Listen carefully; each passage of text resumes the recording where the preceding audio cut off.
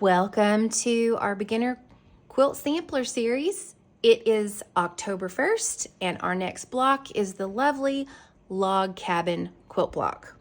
Now, you'll notice in the pattern here, I've got the tutorial for you that you're watching and all the information to cut out. We are going to be making this block a little bit differently, which I'll talk about in a minute to help you orient yourself and not get confused. But it is important to note you have to make a choice on this. And this is just something that happens to me often, and I want to be transparent on whether you want to use a scant 1/4 inch or a 1/4 inch. I used a 1/4 inch for this block. And what happens is you lose a teeny little bit each time you sew on a new strip in your seam there. That happens with blocks sometimes where you have a lot of pieces. And so your final block may end up a little bit short of 12.5 inches, which is what happened with this one.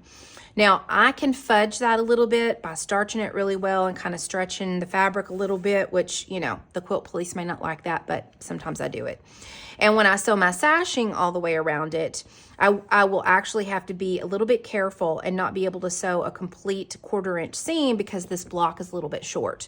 One way to solve that is by using a scant 1/4 inch. Some people don't like to do that. Some people do. Some people's scant 1/4 inch is a little different than others. So I'm going to let you use your best judgment. You may want to do a test block first before you use maybe fabric if you're using the same fabrics to make a quilt during this quilt along in the same fabrics. You might want to do a test block. I actually do a test block every time I come up with one of these tutorials. And when I did this on the test block, I did it on a woven because I'm making another quilt at the same time I'm making this one. And the woven stretched more, so it wasn't as much of an issue.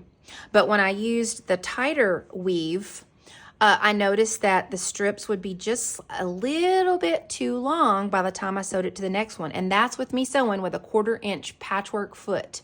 So I say all of that before you get started, just to say, you may want to do a test block for one and see if yours turns out to be 12.5 inch square, or you may want to use a scant 1/4 inch, and that way that gives you a little wiggle room. So you're going to make sure that you end up with a 12.5 by 12.5 inch square and not have to kind of wiggle and fudge a little bit when it comes times to sew your sashing on.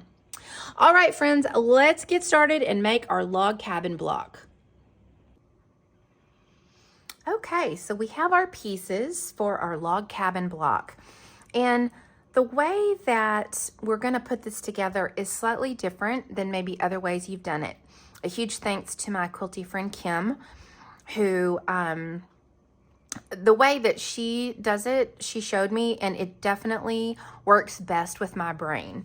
And basically with a log cabin block, you know, a log cabin block normally would have a red square center, and you may choose those fabrics. I'm continuing with the fabrics that I'm using. And we're going to change things up a little bit. You'll notice in the tip that I mentioned in the pattern is that what we're going to do is show this block right side up the whole time so you can orient your log rectangles around that center of the square. So in the diagrams, you'll see that we've always got it oriented right side up. And sometimes people can get confused the other way. And so I have found, again, thanks to my friend Kim, this one is definitely easier. So I'm going to show you a little something new on how we're going to construct this log cabin block. So you're going to need your A strips. For me, that's one whole half side of the log cabin, and I'm using this teal. And then we've got our B, and those are your strips that you're going to cut for the other side of your log cabin. And then I'm actually using this vanilla as the center of my log cabin block. So I'm going to take all this over to the sewing machine, and I'm going to show you how to do all of it from there. Other than the pressing. The pressing is really easy. You actually just press towards the strip. And so I'm not going to show you the pressing for that one. That one's pretty simple. But I'll show you everything else from the machine. So let's head on over there and get started on this month's block. So we're going to start with our D square. And for me, it's the vanilla. This is the center of our log cabin. And we are going to take our 4.5 inch by 2.5 inch rectangle, and that's where we're going to start. We're going to actually place it up on the top of our log cabin, And then we will stitch a 1/4 inch all the way down when we get this lined up here. And I typically stitch with a 1.8 millimeter stitch length. I just feel like it secures my seams better. And I'm also using a 1/4 inch foot, patchwork foot, just keeps me on track. And then we're gonna press this towards the A rectangle here.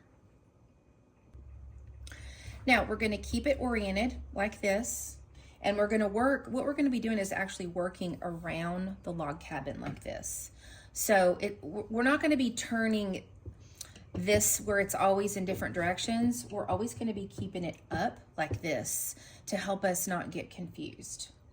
And so now, next thing we're gonna do, we're still working with our A fabrics, and we're gonna lay the next one on this side of our block here, like this.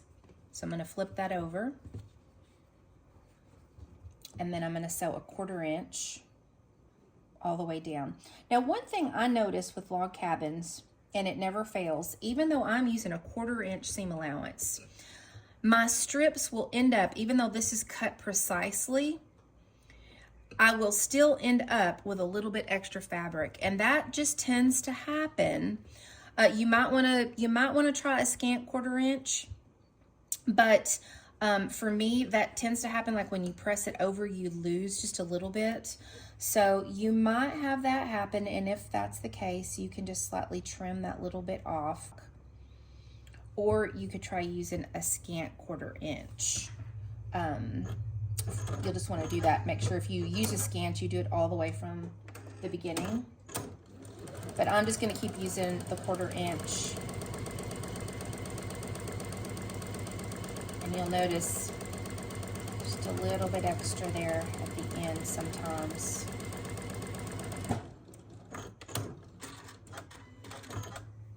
See that little bit extra that hangs over? It never fails. And this is sewing with a 1/4 inch. So we are going to take it to the sewing or the pressing station, and we're going to press it up, and then I'm just going to trim off that little bit there. Okay, again, we're still keeping this oriented the same direction.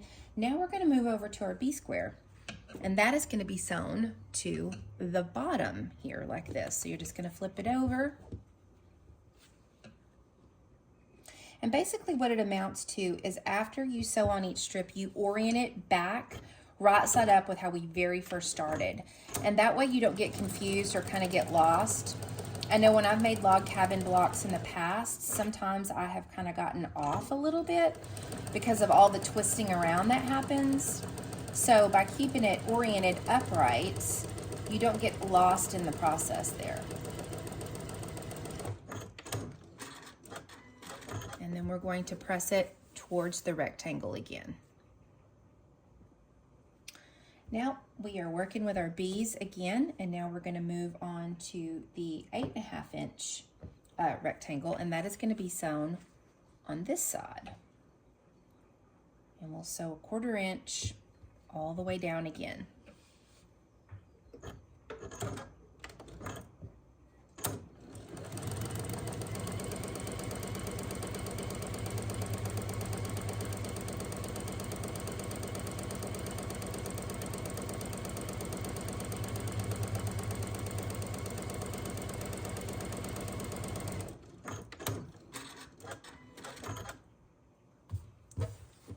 And then we are going to press up towards the rectangle. Okay, now we have it again oriented straight up. This was how we started, remember, like this.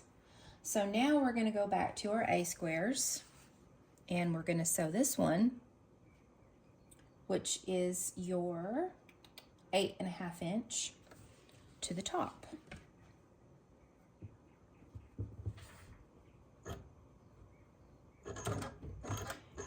And my machine has a lock stitch, so it locks that first stitch in place, which is nice.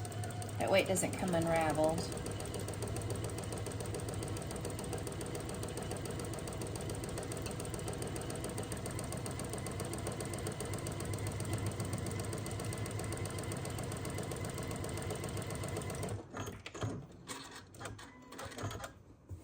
And then we're going to press up towards the rectangle. All right, this is how our block will look. Now it's time to get our last A strip, and that's going to be sewn on this side here.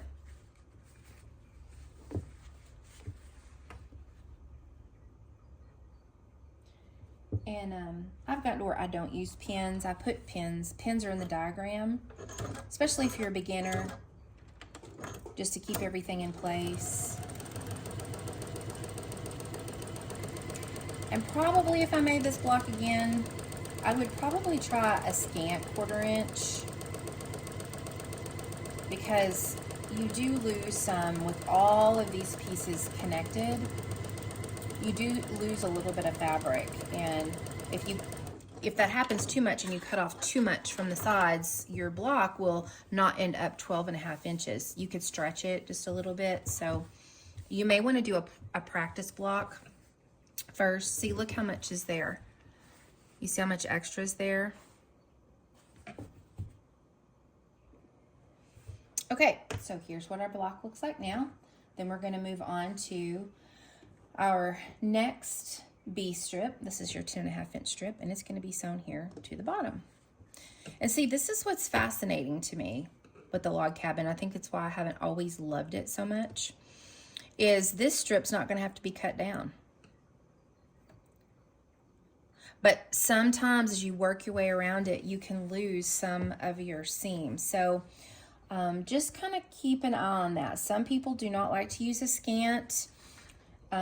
Some people do, but I just wanted to kind of let you know that you could have a few strips that they're like 1/8 of an inch longer, even with pressing all of this open sometimes. And that's just the truth of how that happens, unfortunately for me.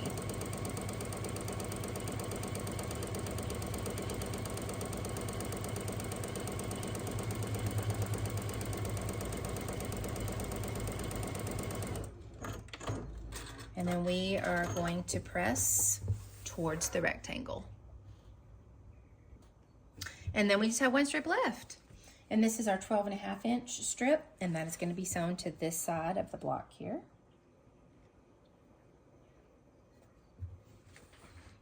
And we will be done.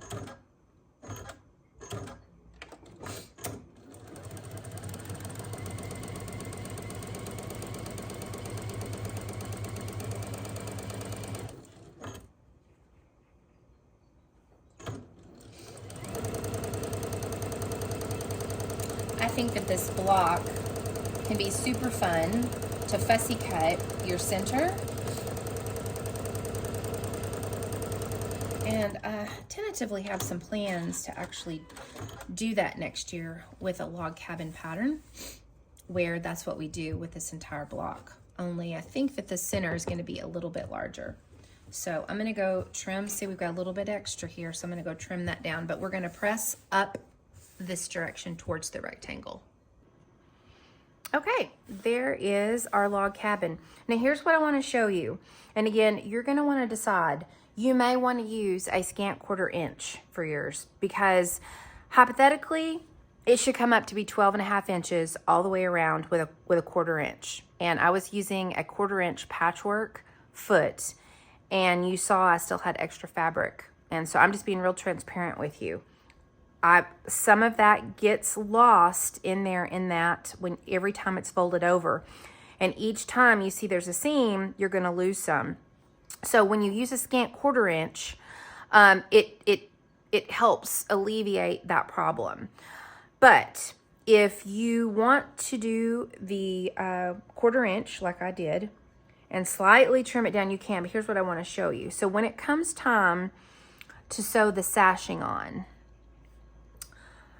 I'm going to have to fudge a little bit with those strips. Now, I don't know if you can see this really well, but I've got this kind of set out. This is the 12.5 inch line right there on this side, okay? So whenever I put my strips on, I'm going to have to fudge a little bit and sew a shorter seam when I attach my sashing strips all the way around this to this side as well. And I've done that before. What happens is I just put a lot of starch on it and I kind of stretch the fabric out a little bit. That's ideally not the way you want to do it. But unfortunately, that seems to happen. And when I tested this block out on woven fabrics, it really wasn't much of a problem because there's a lot of stretch in wovens. But with this one, if you don't want this to happen and have to mess with wiggle room, you may want to use a scant 1/4 inch. So I've got that there at the beginning of the pattern for you, and that's why I mention about that, is because when you sew with a 1/4 inch, sometimes with each fold of these strips, you're going to lose like a 1/16 of an inch, and those add up over time, and then your block could be a little bit short. Now, it is 12.5 inches from top to bottom, but when I look over here on the side, when I look down here at the side, it's off about a complete 1/4 inch. So that's why I had to move it over just a little bit and kind of split the difference on the side for when I sew on my sashing. Now I can still make that work with my sashing, but it's going to be a little bit of a stretch. So anyway, that is my only, I guess, downside sometimes to the log cabin, is remembering that you may want to use a scant 1/4 inch, because that could happen. The more seams you have, especially if you're a beginner quilter, the more seams you have, the more chance there is for your block to be a little bit shorter than it should be. That is sometimes just how it works. So the scant 1/4 inch helps with solving that problem. And when I started sewing this, I started without the scant, and so I just had to keep on going. So that is how you can make it work and fudge it a little bit if you need to with a block. I've done that many times where I use a lot of starch, just kind of stretch it out a little bit, and then I just won't use quite as much of a 1/4 inch seam when I sew my sashing on. All right, friends. Well, this is the log cabin block. Now you know how to make it. And again, this can be fun to fussy cut something in the middle. I hope you enjoyed this tutorial talking about the pros and the cons of log cabins. And I'll look forward to seeing you next month for our next block in our Beginner Quilt Sampler. Until next time, quilty friends, make lovely things.